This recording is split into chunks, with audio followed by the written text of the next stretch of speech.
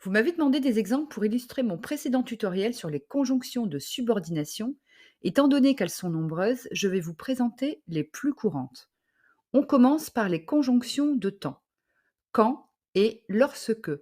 On les utilise pour exprimer un moment précis. Premier exemple, je me réveille quand le soleil se lève.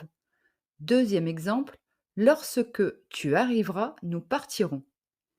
Les conjonctions de cause. Parce que, on l'utilise pour exprimer une raison simple. Exemple, il est fatigué parce qu'il a mal dormi. En revanche, on choisira le mot puisque lorsque la cause est connue ou qu'elle est évidente. Exemple, nous allons annuler le pique-nique puisqu'il pleut. Les conjonctions de but. Afin que et pour que.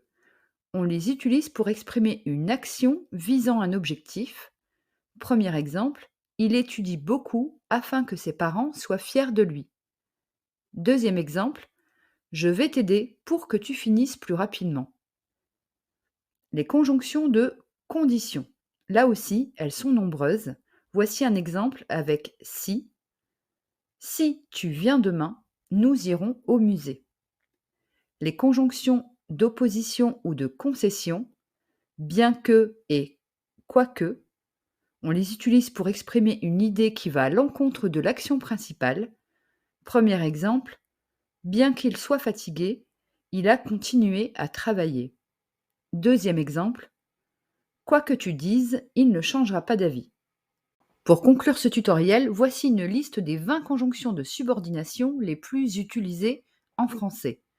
Que, parce que, lorsque, si, comme, bien que, puisque, avant que, après que, tant que, même si, quand, dès que, ou, afin que, pour que, quoique, de sorte que et à condition que.